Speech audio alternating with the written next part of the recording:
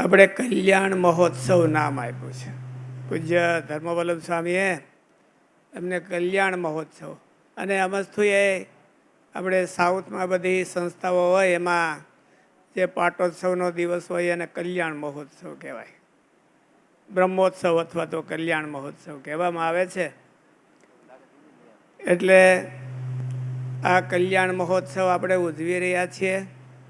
શ્રીજી મહારાજે કાર્યાણીના 7મા વચનામૃતમાં કલ્યાણ શબ્દની વ્યાખ્યા કરી છે. મહારાજે કીધું કે આત્યંતિક કલ્યાણ તે કોને કહીએ, અને આત્યંતિક કલ્યાણને પામ્યો હોય એની કેવી દશા હોય. પછી મહારાજે એનો ઉત્તર કર્યો છે. એ કાર્યાણીના 7મા વચનામૃતમાં મહારાજે બહુ સરસ આખા વચનામૃતનો સાર એટલો હતો કે નિશ્ચયને આત્યંતિક કલ્યાણ કહેવામાં આવે છે. ગુણાતીતાનંદ સ્વામીની વાતોમાં પણ લખ્યું છે કે જે ભગવાન છે એ અખંડ દેખાય છે, એ પણ નિશ્ચય રૂપે થાય છે, નિશ્ચય રૂપે કરીને દેખાય છે. એટલે શ્રીજી મહારાજે એમાં વ્યાખ્યા આપી કે નિશ્ચય એટલે મારા પણ. આપણને સ્વામિનારાયણ ભગવાનમાં મારાપણું થાય છે ત્યારે આપણને નિશ્ચય થયો કહેવાય. જેમ આપણને બધાને સંસારમાં મારાપણું હોય છે, છોકરો મારો, ગાડી આપણી, બંગલો, ઘરવાળા, આ બધામાં મારાપણાનો ભાવ હોય છે. એવો ભાવ જ્યારે ભગવાન સ્વામિનારાયણમાં આપણને થાય, ભગવાનના અવતારો ઘણા હોય છે, અને અત્યારે જીવતા ભગવાન પણ ઘણા હોય છે. એટલે એ બધા ભગવાનોમાં સિલેક્શન કરવાનું હોય છે કે ભાઈ મારા ક્યાં. આપણને જ્યારે સ્વામિનારાયણ ભગવાનમાં મારાપણું મનાય ત્યારે મહારાજે એને આત્યંતિક કલ્યાણ કીધું છે. મહારાજે વચનામૃતમાં એવી વાત કરી કે આત્યંતિક પ્રલયમાં એક ભગવાનનું અક્ષરધામ બચે છે. આ બધું પ્રકૃતિનું કાર્ય નાશ પામી જાય છે, અને એ ભગવાનના ધામમાં બિરાજિત સ્વામિનારાયણ ભગવાન એ હોય, અને એ ભગવાન જ્યારે પૃથ્વી ઉપર આવ્યા હોય અને મનુષ્ય જેવા થયા હોય ત્યારે એની ઓળખાણ થાય, અને ઓળખાણ થઈને પછી એમાં મારાપણું મનાય ત્યારે એને આત્યંતિક કલ્યાણ થયું કહેવાય. મારાપણું તો આપણે આ જગતમાં ઘણી જગ્યાએ ગોઠવીને બેઠા હોઈએ છીએ, પણ એ બધા મારા કરેલા પદાર્થો એ નાશ પામવાના હોય, કાળે કરીને નાશ પામવાના. એ નો નાશ પામે તો આપણે નાશ પામવાના હોય, એટલે આત્યંતિક રહ્યું નહીં. અને ભગવાનમાં જ્યારે મારાપણું મનાય ત્યારે ભગવાન તો નાશ થવાની પદાર્થ નથી, અને આપણો જીવ પણ નાશ થાય એવો પદાર્થ નથી. એટલે એ સંબંધ પણ આત્યંતિક કહેવાનો. કલ્યાણ સંબંધથી થાય છે, કલ્યાણ સાધનાથી થતું નથી.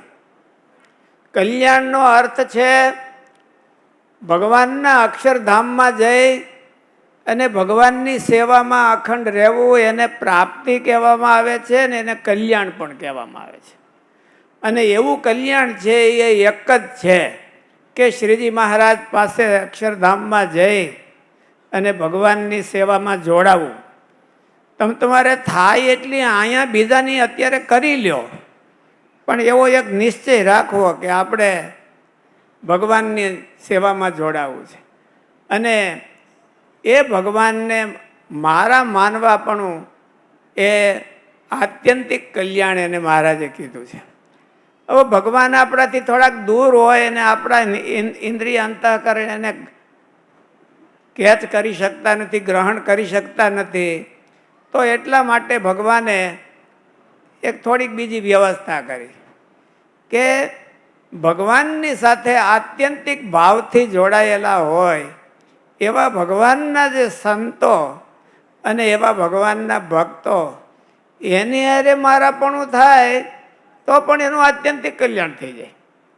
મહારાજે સારંગપુરના વચનામૃતમાં કીધું, પહેલાં તો બહુ અઘરી વાત કરી, પછી મહારાજે એવી વાત કરી કે એવું કાંઈ સમજતો ન હોય અને તો પણ એવા સંતોના મધ્યમાં પડ્યો રહે તો જે સંતને પ્રાપ્તિ થાય એને હોતે થાય, કાંઈ સમજતો ન હોય તોય.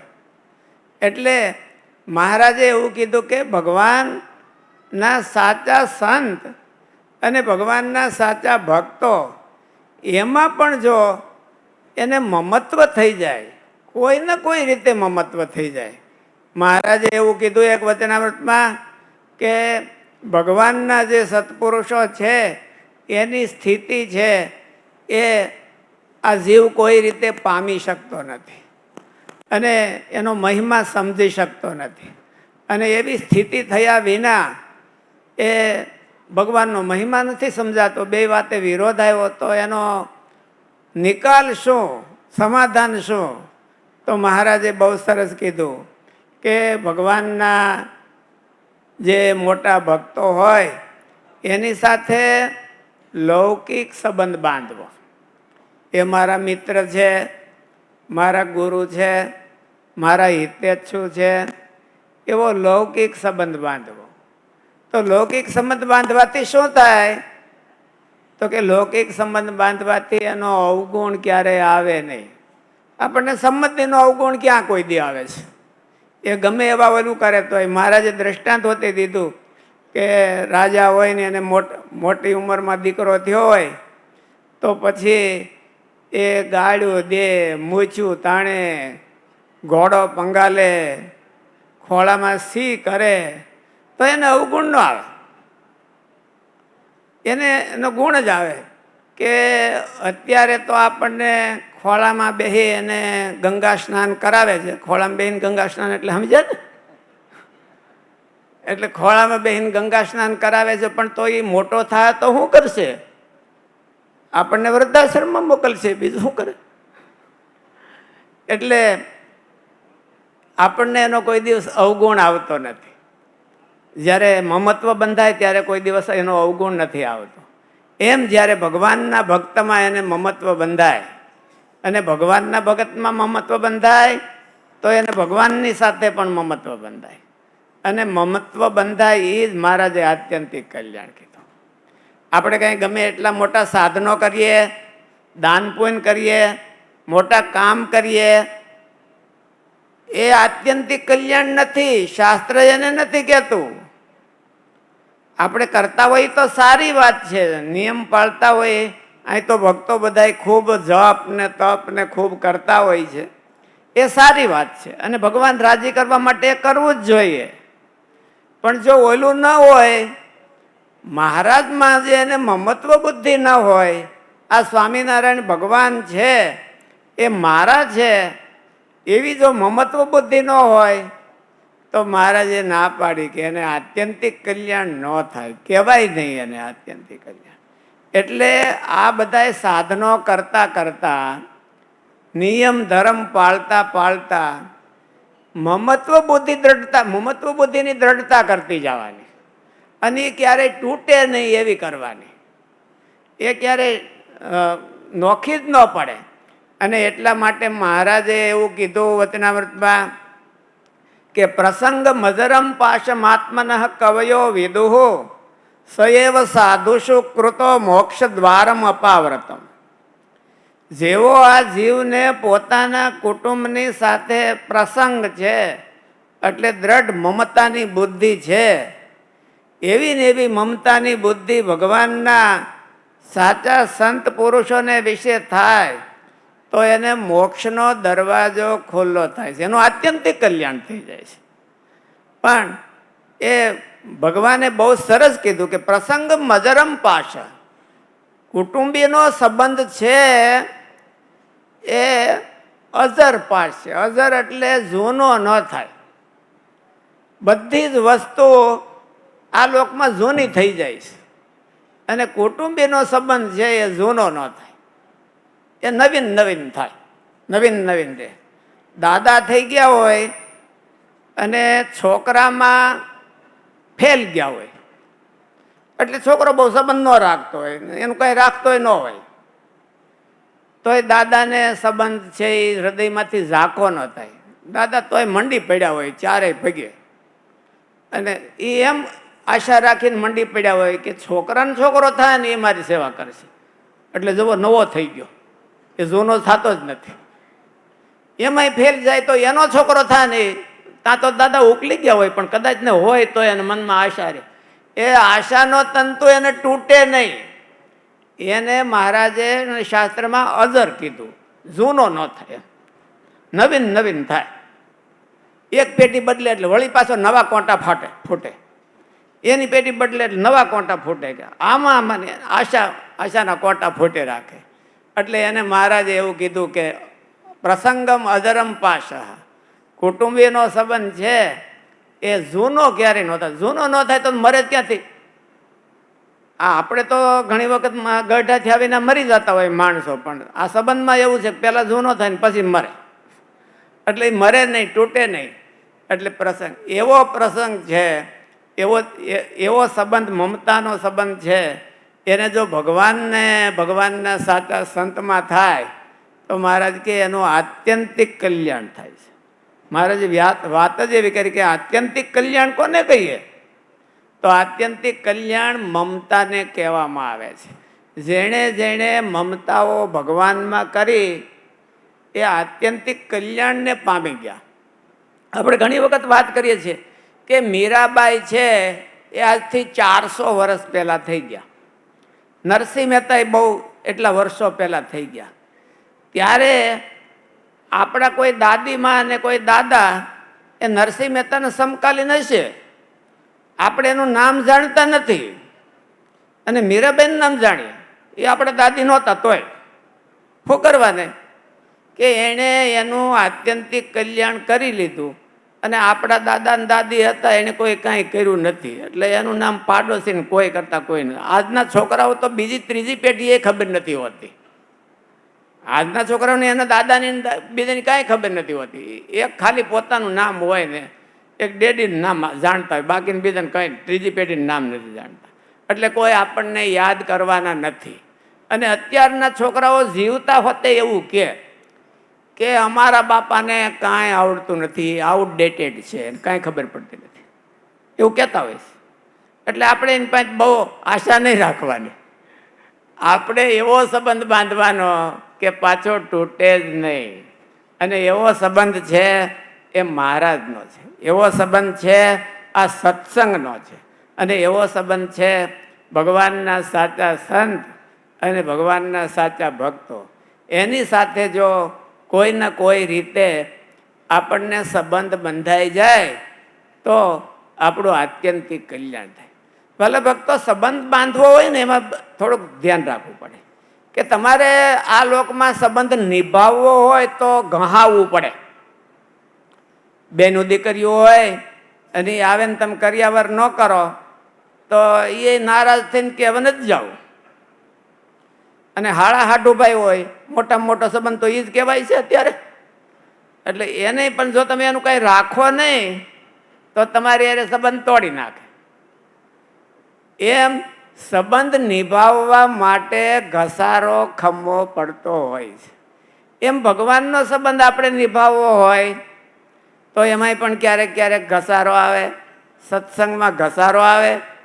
અને એ ઘસારો જે ખમી શકે એનો સંબંધ છે એ કાયમી નભે. જો ઘસારો આપણે ખમી ન શકીએ ભગવાનના ભક્તનો તો આપણો સંબંધ નભી ન શકે. મહારાજે એક વાત તો બહુ સરસ કરી છે. વરતાલના 5મા વચનામૃતમાં મહારાજે એવું કીધું કે 100 જન્મે અતિ ઉત્તમ આશરો થવાનો હોય, એટલે 100 જન્મે આપણે અતિ ઉત્તમ ભગત થવાના હોય, તો આને આ જન્મે થાય એવો કોઈ ઉપાય છે કે નહીં? તો એમાં મહારાજે એવું કીધું કે ભગવાનના જે અતિ ઉત્તમ ભક્ત હોય, સંત હોય, એની માનસી પૂજા કરે, ભગવાનની પ્રસાદીએ કરીને માનસી પૂજા કરે. પેલા ભગવાનને જમાડે, ભગવાનને કંઈ માનસી પૂજા કરે ને એની પ્રસાદ વડે, એના પ્રસાદ વડે કરીને ભગવાનના ભક્તની હોતી માનસી પૂજા કરે. અને ભગવાનને અર્થે જેમ 5 રૂપિયાનો ખર્ચ કરે એવી રીતે ભગવાનના ભક્તને અર્થે હોતે કરે. એનો સાદો અર્થ એ થાય કે એને અર્થે ઘસારો ખમે. માનસી પૂજાનો અર્થ શું ખબર છે? રિસ્પેક્ટ. માનસી પૂજા કરીએ એટલે એ વ્યક્તિમાં આપણને ભગવાન જેવું રિસ્પેક્ટ હોય તો જ માનસી પૂજા થાય. પ્રત્યક્ષ પૂજા છે ને એ શર્મે ધર્મે હોતે થાય કે હાલો ભાઈ આપણે ધીરુભાઈએ કંઈક સંતોને સેવા કરી તો રાકેશભાઈને મનમાં એમ થાય કે તો આપણું થોડુંક ડાઉન દેખાય, હાલો મારે હોતે કરી.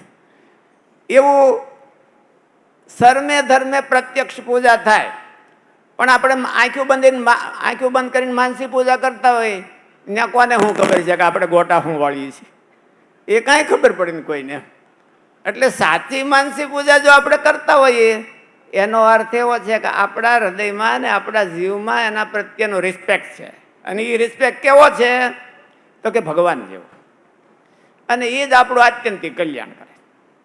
આપણે એના પ્રત્યેનો જે રિસ્પેક્ટ છે અને એના પ્રત્યેનો જે ઘસારો ખમીએ છીએ એ મહારાજે કીધું કે એવો જો ઘસારો પ્રત્યક્ષ ભગવાનના ભક્તનો અને ખમીએ, ભગવાનનો તો ખમીએ. નરેન્દ્ર મોદી આવ્યા હોય તો એનો તો આપણે સૌ સત્કાર કરીએ, પણ બીજો કોઈ કાંઈ ઓર્ડિનરી માણસો આવ્યા હોય તો એનો થોડો સત્કાર કરીએ. એમ ભગવાન તો એવી મોટી હસ્તી છે કે એના પ્રત્યે આપણને રિસ્પેક્ટ રહે. પણ ભગવાન છે, ભગવાનનો ભગત છે એ તો નાના માણા હોય ને ઘણી વખત આપણા જેવા ઓર્ડિનરી હોય અને ઘણી વખત આપણે એને આપણા કરતાંય વર્સ્ટ માનતા હોય કે આપણા જેવોય નથી એમ અમે ઓળખીએ છીએ એમ કે પાછા એમ માથેથી કે આવો છે. એટલે એમાં રિસ્પેક્ટ રાખવું એ બહુ કઠણ છે. અને એ જો રિસ્પેક્ટ રાખે, મનમાં જો રહેતો હોય, એ ભગવાનનો મહિમા સમજે તો જ રહે, નહીં તો રહે નહીં. એટલે જો એવો ભગવાનનો મહિમા, જો ભગવાનના ભક્તનો રિસ્પેક્ટ રહેતું હોય અને ભગવાનના ભક્તને અર્થે આપણે ઘસારો ખમી શકતા હોઈએ તો મહારાજે કીધું કે 100 જન્મે કરીને એ અતિ ઉત્તમ થવાનો હોય એ આને આ જન્મે થાય છે. એવું આવું ભગવાનના ભક્તની સરખી સેવા કર્યાનું ફળ થાય છે. એટલે ઘણી વખત આપણે ભગવાનની તો સેવા કરતા હોઈએ. મહારાજે કીધું કે એ આશરો ઢીલો પોચો હોય તો કેમ ખબર પડે?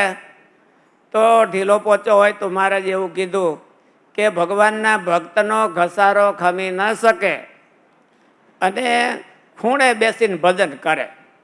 ખૂણે બેસીને ભજન કરે એટલે ભગવાનનું રિસ્પેક્ટ તો રાખે છે પણ ભગતનું નથી રાખતો. ભગવાનને અર્થે તો ઘસાઈ શકે છે પણ ભગતની માટે નથી ઘસાઈ શકતો. એટલે ખાલી ભગવાનને માટે ઘસાઈ શકતો હોય તો કે 100 જન્મ સુધી એ પછી અતિ ઉત્તમ ભક્ત થાય. અને ભગવાનના ભક્તનું રિસ્પેક્ટ રાખવું એનાથી એને અતિ ઉત્તમ પ્રાપ્તિ થાય છે. એટલે મહારાજે કીધું કે આત્યંતિક કલ્યાણ કોને કહેવાય? તો કે આત્યંતિક મમતાને આત્યંતિક કલ્યાણ કહેવામાં આવે છે. અને એ પણ ભગવાનના સાચા સંત અને ભગવાનના સાચા ભક્ત એમાં જો એને આત્યંતિક મમતા થઈ ગઈ તો મહારાજે કીધું કે એનું આત્યંતિક કલ્યાણ થાય છે. અને બાકીના જે બધા સાધનો છે એ તો ભગવાનને રાજી કરવા માટેના સાધનો છે, એ જરૂર કરવા જોઈએ. પણ સાધનો બધા કર્યા અને આ ન થયું તો આપણા બધા સાધનો ફેલ જાય. ગુણાતીતાનંદ સ્વામીએ એવું કીધું કે કરોડ કામ બગાડીને મોક્ષ સુધારવો અને કરોડ કામ સુધર્યા અને જો મોક્ષ બગડ્યો તો શું એને પ્રાપ્ત થયું? કે કાંઈ થયું નથી. અને કરોડ કામ બગડ્યા અને મોક્ષ સુધરી ગયો તો કાંઈ વાંધો નહીં, એનું કાંઈ બગડ્યું નથી. મહારાજે એવું કીધું, ગુણાતીતાનંદ સ્વામી એવું કીધું. એનો મિનિંગ શું? તો ભાઈ આપણે ઘણા સારા કામ કર્યા અને ભગવાનનો સારો ભગત હોય એની હારે જ અટીકટી થઈ ગઈ તો મહારાજ કે કામ તો ઝાઝા કર્યા પણ મોક્ષ બગાડ્યો. મોક્ષ ન સુધર્યો. કારણ કે ભગવાનના ભગતને અરે ગુણાતીતાનંદ સ્વામીએ એવું કીધું કે ભગવાનના સંત અને ભગવાનના સાચા ભક્ત એની હારે જ્યારે આ જીવ ડિસ્કનેક્ટ થાય એટલે ભગવાનની હારે ઓટોમેટિક ડિસ્કનેક્શન થઈ જાય, અને એની હારે કનેક્શન થાય એટલે ભગવાનની હારે ઓટોમેટિક કનેક્શન થઈ જાય. ડાયરેક્ટ ભગવાનની હારે કનેક્શન બહુ ઓછા થાય છે, જલ્દી થતું નથી, પણ આના માધ્યમથી મીડિયાથી થાય છે. એટલે જો કરોડ કામ કર્યા, આ લોકના કરોડ કામ બહુ સારા કામ કર્યા આપણે, પણ જો સાચા ભગવાનના ભક્તની હારે ડિસ્કનેક્શન થઈ ગયા અને એની હારે મમતા ન રહી, જાળવી ન ક્યાં ભાઈ આ જગત છે એ તો ગહારાવાળું છે, ક્યારેક ક્યારેક ગહારો લાગતો હોય તો આપણે જાળવી ન શક્યા તો ગુણાતીતાનંદ સ્વામી કીધું એવું થાય કે કરોડ કામ બગડ્યા, ઓલે કરોડ કામ સુધર્યા પણ મોક્ષ બગડી ગયો. અને કરોડ કામ આપણાથી ન થયા પણ જો ભગવાનના સાચા ભક્તમાં આપણી મમતા થઈ ગઈ તો આપણો મોક્ષ સુધરી ગયો એવું માનવું. એટલે શ્રીજી મહારાજે કીધું, વાલા ભક્તજનો, આ નીલકંઠ ભગવાનનો કલ્યાણ મહોત્સવ, દશાબ્દી કલ્યાણ મહોત્સવ આપણે ઉજવી રહ્યા છીએ. એની સાથે સાથે મહારાજે એવું કીધું કે આ મોટા મોટા સમયા ઉત્સવ કરવાનું પ્રયોજન પણ એ જ છે કે આપણને ગુણ આવે અને એમાં મમતા થાય, અને મમતા થાય એટલે ભગવાનમાં મમતા થાય અને આપણને ભગવાનમાં હેત થાય અને આપણા જીવનું કલ્યાણ થાય. વાલા ભક્તજનો, આપણે આ કલ્યાણ મહોત્સવની અંદર આપણે એવું પણ અનુસંધાન રાખીએ કે આપણને ભગવાનમાં અને ભગવાનના સાચા સંતો અને ભગવાનના ભક્તો એમાં મમતા થાય, અને એ આત્યંતિક મમતા થાય, જેથી કરીને આપણા જીવનું કલ્યાણ થાય. સહજાનંદ સ્વામી મહારાજની જય.